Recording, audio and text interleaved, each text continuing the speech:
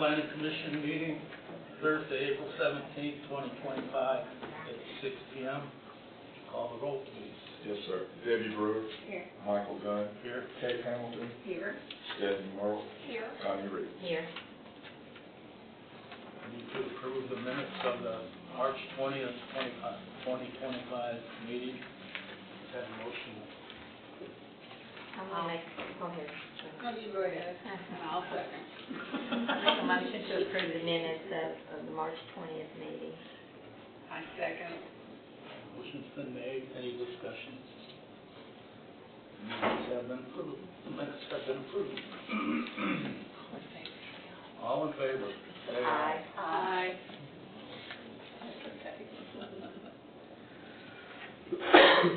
First thing we have on the agenda tonight is to consider amending the Town of White Bluff zoning ordinance by amending Article 2, definitions, amending Article 3, general provisions, Section 3.100, accessory use regulations, and adding Article 4, supplementary provisions applying to specific districts, Section 4.120, provisions for conditional use accessory dwelling units. Mr. Chairman, I'll be happy to go through this. This body has already seen this proposed language. It went up to the town council for first reading earlier this month. It passed first reading, but they had some changes that were deemed substantial enough that this body has to weigh in on them before second reading. There was one sort of housekeeping amendment on the bottom of the first page. You can see there in red that subsections D and N would apply to all levels, and D and N address sanitary facilities and electric. So basically, you can't have separate meters or anything. It all has to be part of the same property. Just to clarify, that's true for all levels, not just the accessory dwelling units, which are level 4. The big debate at the council level, and I'm sure the mayor and the vice mayor can weigh in, was in subsection F, ownership. So without repeating exactly everything they said, there was a debate about who can use the accessory dwelling unit and for what purposes. So taking what the amendment was that evening, and they asked me to draft additional language, this is what we have come up with, and I'm just going to read it so that you can see how it sounds with the cutouts. So ownership, the accessory dwelling must be owned by the same person as the main dwelling. Accessory dwelling units may not be sold separately from the principal unit. The application for an accessory dwelling shall only be approved if the applicant or owner resides on the property or the applicant or owner intends to reside on the property as determined by the Board of Zoning Appeals. So the reason for that last sentence was one of the sections of debate was you don't want a developer coming in and doing a 40-home subdivision and putting accessory dwelling units on all homes. That was something the council did not seem comfortable with. So the conversation shifted to, okay, you have to reside in the main structure in order to get an accessory dwelling unit. And one of the council members brought up, well, what if you're having it built? You're not residing in it yet. So this language, because everything from A through O, these bulk regulation standards that were put together, they're being used as the basis for the Board of Zoning Appeals hearing an application. All level 4s and 3s, but this is for level 4, go as a special exception to the BZA. So they get to hear testimony, see documents. So obviously the applicant would have to show to the BZA that they are either living in the primary unit or intending to. And there's any number of bits of evidence they could show for that. I'm not going to put that in here because the BZA is a deliberative body, quasi-judicial. They can take it in and make that decision. So that's what I've come up with, but I'm certainly happy to answer any questions anyone has on it. or if Jeff or Amanda have any further input. I have a question. Okay, so I get too decrepit to go up the steps of the second-story house, and I want the accessory dwelling for me and my husband, because we can't use the steps, but our kids want to live in that house. We won't be able to do that? It says resides on the property. So- Okay, on the lot. Now, I didn't limit it to the primary unit. Okay. You have to reside on the property. And that actually came up as a workaround to a previous version of, all right, just move into the accessory dwelling and rent the main one, or the ban on general rental. Because to be clear, the edit from the council did not keep the immediate family member occupation. They deleted that. So the accessory dwelling in this version can be used, whether it's rental or otherwise, by anybody. So that's not there anymore in this version that came back from the council.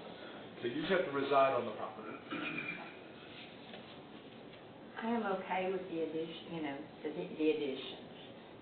What I'm not okay with is that we debated this, and the items being taken out, I don't agree with. But, you heard all that from me already, so, I just don't agree with removing that. And this is the reason it came back is because the changes were substantial enough. This body can change this and send it back up to council if you desire. And the council will ultimately decide, but you had to see the change they were looking at. So y'all could say, go back to the old way, and it goes up to the council, and they say, no, go to this. That's okay at that point. Y'all weighed in. They took the PC's determination into account at that point, but y'all had not seen these changes yet, so that's why it's back to you. So you're free as a body to say, we think Section F should read as follows. And I have to agree with Connie. I don't think that should be taken out either. What do we spend an hour discussing it? Put it in there? It was substantial. I have a question about the enforcement aspect of this. What are the town's options if someone is in violation of this? In terms of, let's say, they get an application approved because they state that they intend to reside on the property, but then they don't actually move and live on the property. What's the penalty? So this would be a violation of the zoning ordinance, so they could be subject to a daily fine. The town could seek an injunction. I would need to look at, and I think it is available, the ability to set aside the approval. However, when you're dealing with permits, they're just like plats in certain respects with the Vested Rights Act. When it is approved, it is a vested right.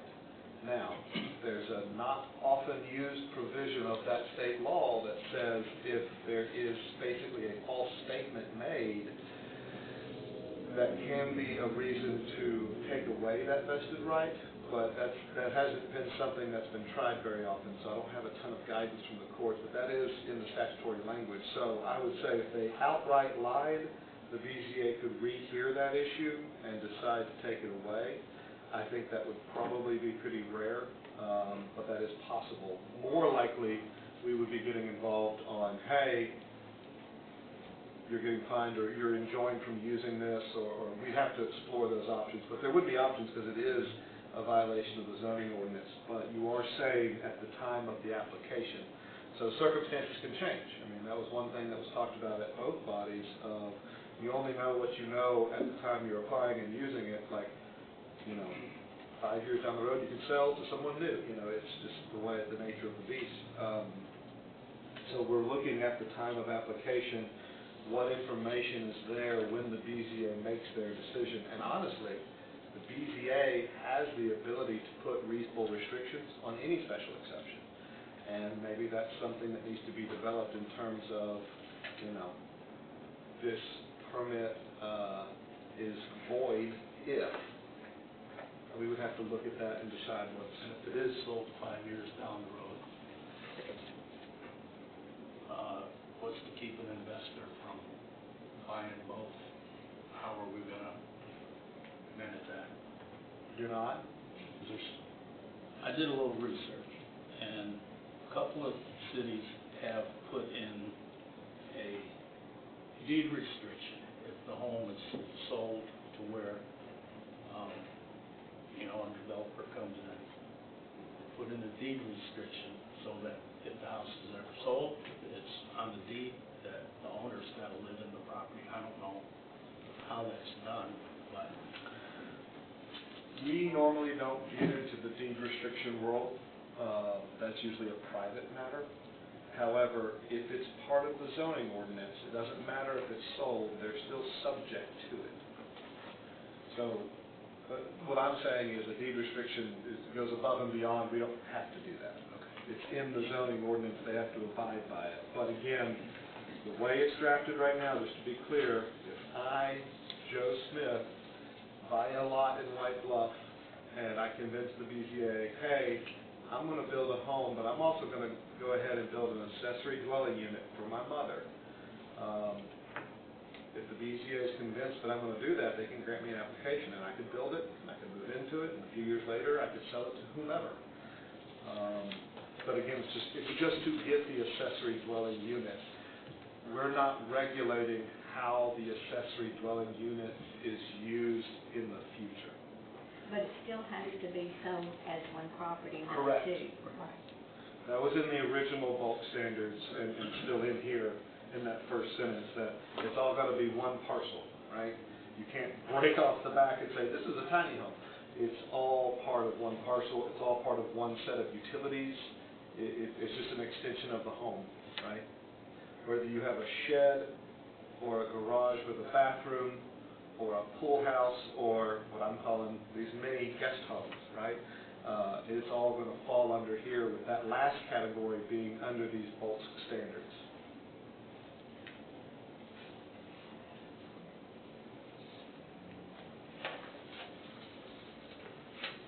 But right now, there's no limitation in the language. There's no limitation on who can occupy the accessory dwelling unit. That was taken out by the council. So we can go back to that if we want to. It's on the floor for you to, once y'all get into debate, I would ask for a first and a second, probably to approve this, and then y'all can have any number of amendments as you see fit as the planning commission. You want a motion to approve it as is, or do you want a motion to? However you want to do it. If you want to approve it as is and then have debate and do amendments, or if you already know. I already know. Okay. If you already know, you can make that motion. I'm going to make a, making a motion, I want to make a motion to leave the language in here to construct, but also to add the last sentence and leave that in that is new to it. and I'll second it.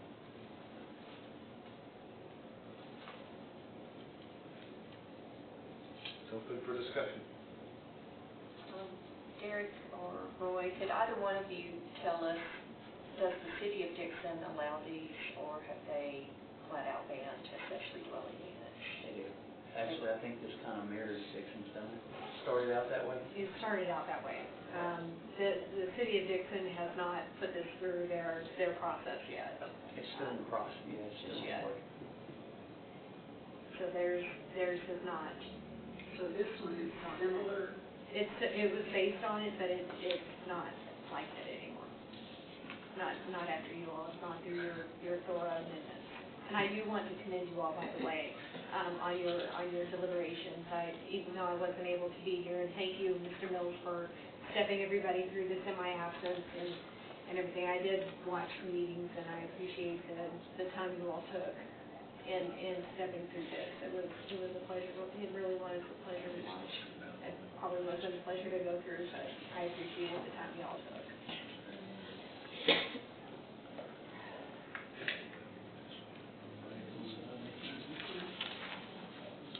And you all are the leaders in this one.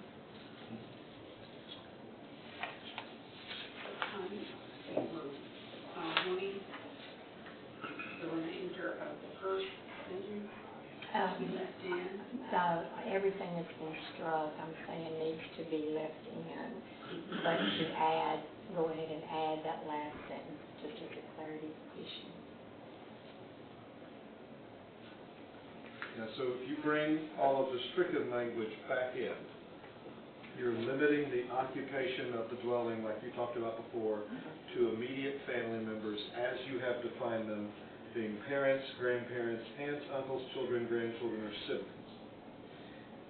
And you are allowing immediate family members to contribute to the property because you're not allowing the accessory dwelling unit to be rented or leased.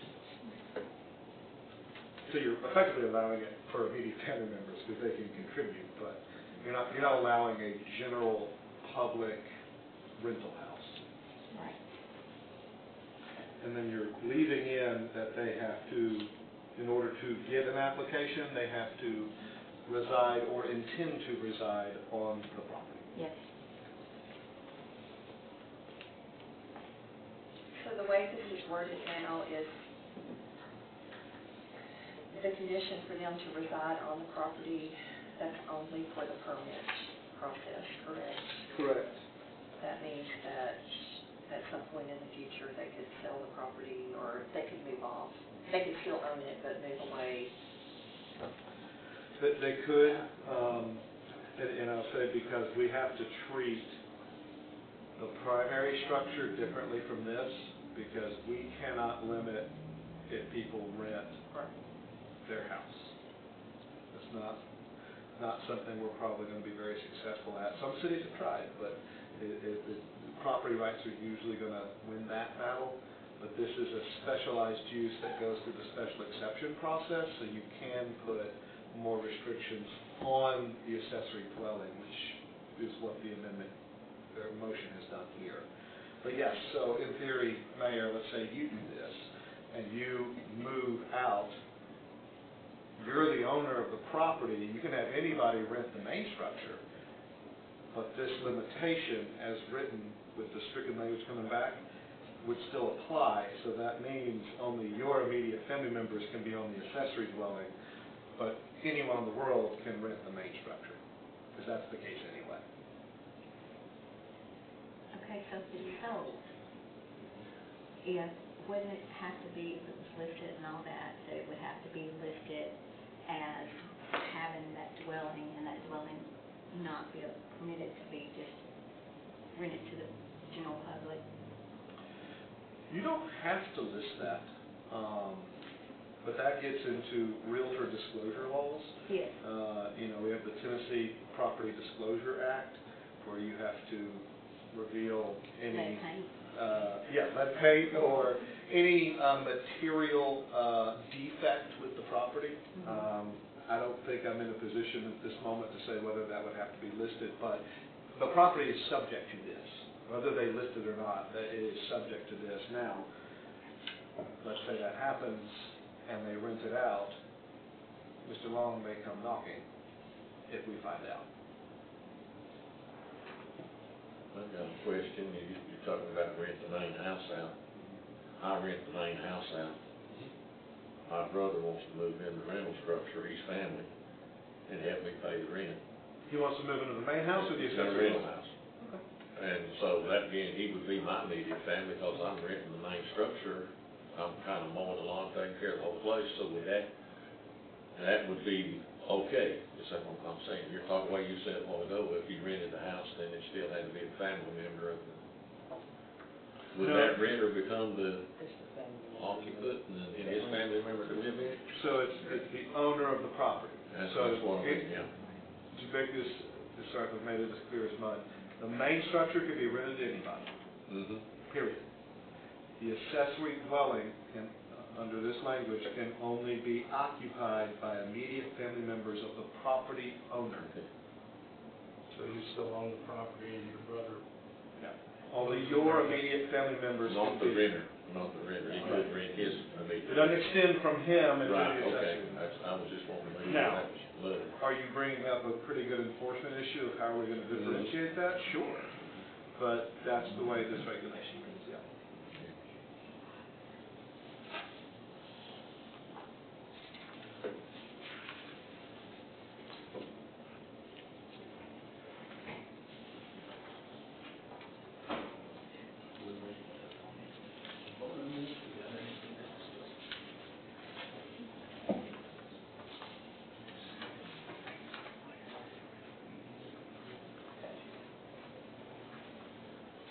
And obviously, I mean, just some basic points. You have to have a large enough lot to do this. It has to be built within the setbacks.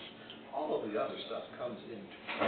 Not every lot is going to be able to support one of these. It's probably going to have to be medium to larger lots, honestly. If you're on septic, you're probably out. Yes. But You got a big plot of land. a lot of White Bluff is on sewer, so. What did we decide the lot size would have to be? I know we discussed that a little bit. Well, we have to, we were talking about the sewer, so that all, and for most of the town right now, that new stuff coming in, no, it won't work. So, letter A, minimum area.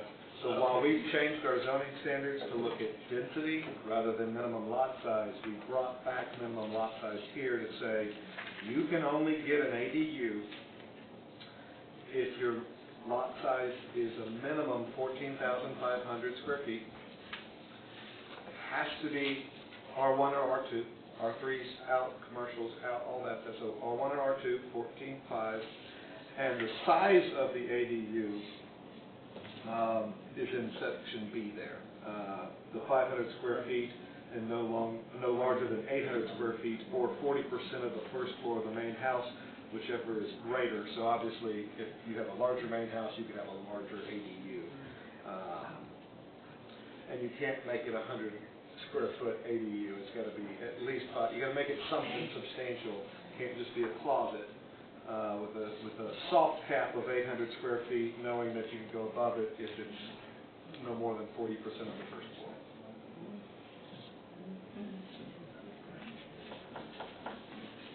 A lot of these tiny homes are 2, 3, 4, 500 square feet. So this is actually more than what you're going to see with the tiny home. Yeah, that kind of generates that. I'm talking about moving the tiny home.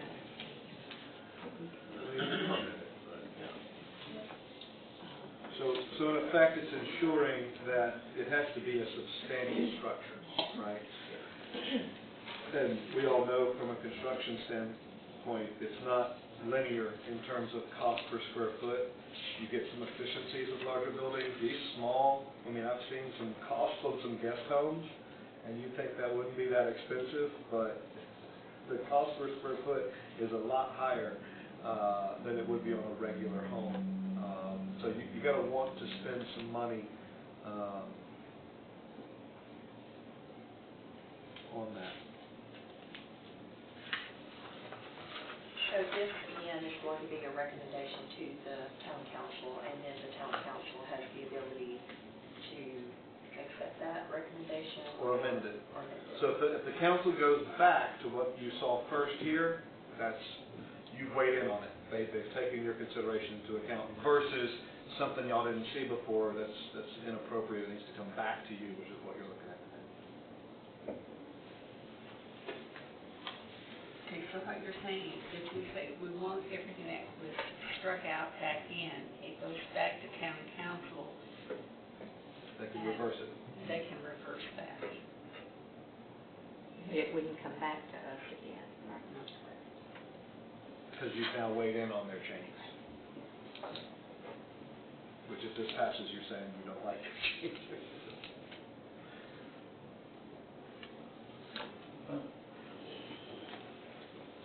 Ready to vote on it? Who wants to say it, so that we're clear about it. We have a first and second on the floor, Mr. Chairman. Dylan, Kate asked me to repeat it just to be clear. My motion was to put back in the language that had been stricken out and add the sentence that was being put in as a new sentence, the last sentence in the paragraph. Got it. All in favor? Aye. Opposed?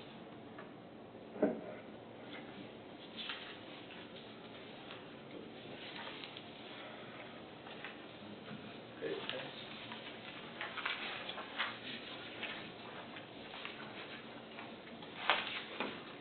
next item on the agenda is consider offer of irrevocable dedication to the Timbercrest Trail and Timbercrest subdivision and set a one-year maintenance bond amount.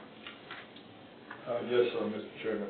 We've been approached by the Timbercrest Development to, they've done everything that they've been asked to do. They're asking us to consider accepting Timbercrest Trail as a town street, and the process to do that starts with this body. So what you've got in your package is you've got staff comments on the first page. Behind that is the actual offer completed and signed and notarized, and then behind that is the bond, just to let you know what the current bond is. And we'll answer any questions, but what this body is being asked to do is to recommend up to the council accepting Timbercrest Trail as a town street, and you're being asked to set a one-year maintenance bond, and according to our sub-regs, the maintenance bond should not be less than 25% of the current bond. What I have listed highlighted is the 25% number. You can go above that if you want, but so asking you to accept or recommend up to the council Timbercrest Trail as a town street and set the maintenance bond amount at $16,792.50 or above. And so if I may, Mr. Chairman, just for educational purposes, when this body sees a preliminary plat and you approve that, eventually final plat or plats will come in on the various phases. That's when you set the performance bond or surety to ensure that all the public improvements will be installed. Roads, sidewalks, what have you, right? At the end of that process, they begin the dedication, and so you're in the middle of it right now, and they're saying, hey, we've done the roads, we've looked at the roads. They submit to us in this process as built, saying, hey, here's where the road actually is. We look at it, and we don't fully accept it at that point. It becomes a public road, but we keep a little bit of a bond on it, and typically we always do 25%, and then at the end of that 1 year, we go look one more time to make sure there's no, sinkholes that popped up or anything, and then release that bond. So the bond amount or letter of credit amount stays with this body. Accepting public improvements to the town starts with this body and ends with the council. The governing body has to accept it. So that's why there's a differentiation between the bond amount, which y'all ultimately decide both to set it, to reduce it, and go to maintenance. But you're saying, hey, send it on to council for accepting of the public improvements that were covered under this bond.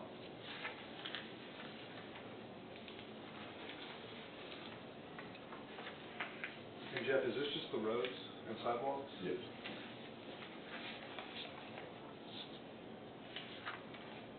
If we increase the amount of the bond, does that increase the amount that the company has to pay for in terms of a policy? The amount you pay is determined by the amount of the bond. It's usually about 1%, 2%. It's minimal. Okay.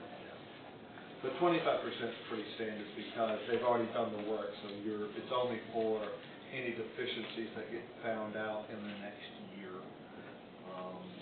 But it's at this body's discretion.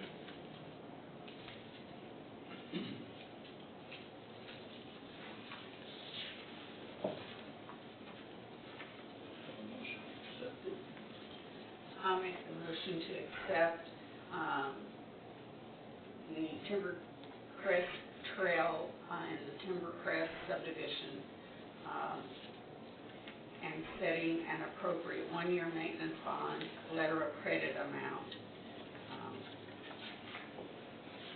I'm not sure what else I'm supposed to say on that. Could you state the amount? The 16? Yes, it is set at $16,792.50.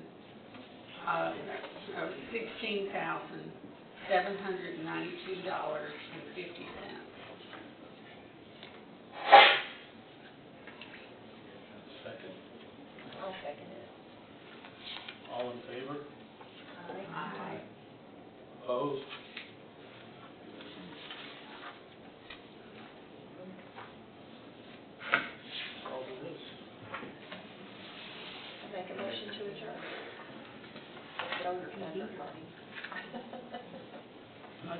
second. Oh, second. All in favor? We're Hey, Chet, can I borrow you for a minute? But